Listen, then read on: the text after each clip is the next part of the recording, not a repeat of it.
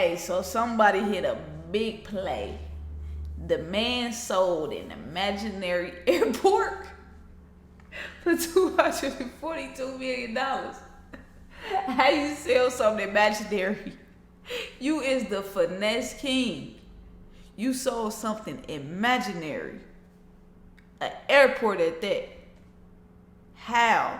How you even? I got a lot of questions. I'm gonna get into it and see if they even answer my question, man. Let's go. Oh yeah, go check out my other channel too. I'm gonna drop it in the description. I be dropping most of the music over there. Let's go. Imagine selling an imaginary airport for 240. Imaginary is the word though. It's fake as hell. $42 million. How can one even begin to imagine something like this? Many of us receive spam emails frequently, and Nigeria in particular is famous for this type of scam. You receive an email from a person who claims to be a prince, a doctor, or a bank manager, and he tells you that there is a large... Hey, I hear y'all be screaming over talking about screaming. Scamming over the Nigeria, just Africa period. I hear that y'all go crazy with the scams. Put me on, damn. Large amount of money, and he needs your help in transferring this amount to the country. In return, you will take a large part of this amount.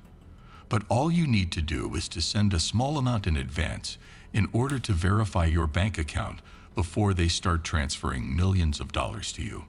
One of the classic scam methods from when humans started using email, but the scam that we will see today was before the internet era. Originally, these internet scammers are just rookies in front of the Nigerian king of swindlers, who we will see in today's story about how he sold a fake airport for $242 million. In 1995, the manager of the Brazilian Noroeste Bank received a call from Nigeria. The caller on the other end was not... I wonder was things easier then, as far as the scam? Like, can somebody pull this off now? Because it ain't nothing to be like, go on Google or however you do it, you know what I'm saying? So was it just because it was before the internet era? Or could he still do that shit today and do it better? Not an ordinary Nigerian citizen. This caller was the governor of the Central Bank of Nigeria. The Central Bank is the highest financial organization in the country, and it is the one that controls all the banks in the country and determines the financial policies. The governor of the Central Bank is considered to have the rank of a minister, meaning the director of the Noroeste Bank. Thinking it was very serious that the governor of the central bank of a country called you. The topic is definitely important. The governor of the Central Bank of Nigeria started to speak and said that Nigeria is planning to build an airport in the capital city, Abuja. Abuja is one of the largest cities in Nigeria, and the number of people in it is very large. Certainly, if an airport is built in it, there will be a large movement on it. Here, the interest of the director of the Brazilian bank increased, and he began to listen more carefully. The governor of the Central Bank of Nigeria continued his speech. He said Nigeria is currently looking for investors to invest in the airport. I'm trying to see, is this the real governor or this the guy, bro? I don't know if he stated that in the beginning. Project, and the estimated cost is about $250 million. All of this is available to you, and we are presenting this opportunity to more than one bank around the world. I mean, it was as if he was saying that you need to hurry. If you do not seize the opportunity quickly, another bank may come and take it. The Brazilian bank manager was thinking of airports in large cities around the world as one of the most lucrative projects. An average size airport can return the initial investment, which is $250 million, within a year or two. This means that this chance might be an irreplaceable opportunity. So the director of the Brazilian bank came to think a little while he was holding the phone, but the governor of the Central Bank of Nigeria cut the rope of thoughts when he said, and also we will give you, as a bank manager, a special offer. You will have a commission of $10 million. Since you are the mediator who will allow this deal to take place, the manager of the Brazilian bank felt an increase in enthusiasm.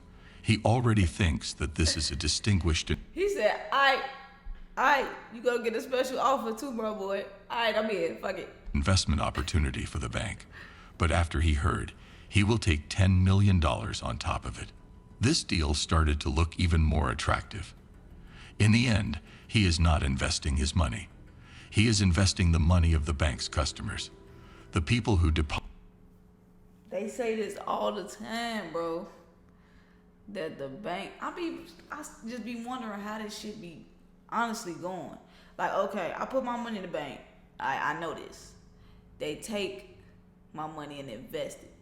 But when I go with, this probably sound dumb, I don't know. But when I go withdraw, my money is always there.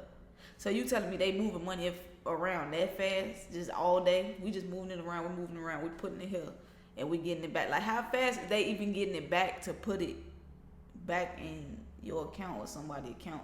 I just need somebody to really, really, really break that down for me if they can, bro. Deposited their money in the bank, and the thing made him careless.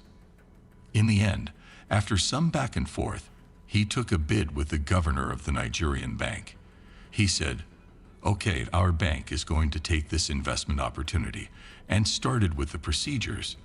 The director of the Brazilian bank did not know. He was not talking to the governor of the Central Bank of Nigeria, but he was talking to a person named Emmanuel Noti.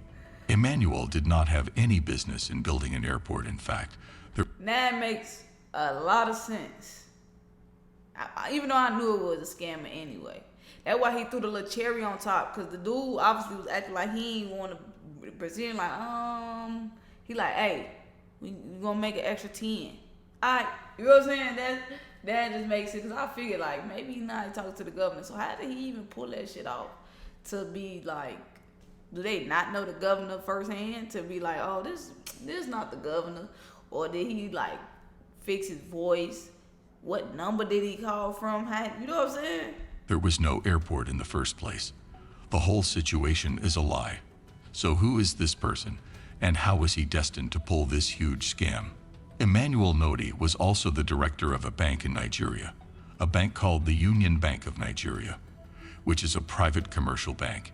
It was not even a state bank, and Emmanuel was a comfortable man who had reasonable money and wealth. He had ambitions, he wanted more, he wanted millions. He started thinking about how he could get such a fortune. That's how it happened, man, that greed. I wonder how much, like, actual money he had. Like, was it some slight or was it some, you know what I'm saying? Hence, this crazy idea arose in his head, the idea of looking for investments to build an airport in the Nigerian capital. Although he was a bank manager and had a strong reputation, even though this reputation was not sufficient for a great scam like this, he needed a stronger and greater reputation. So he decided to impersonate the governor of the Central Bank of Nigeria. His name was Paul Akuma.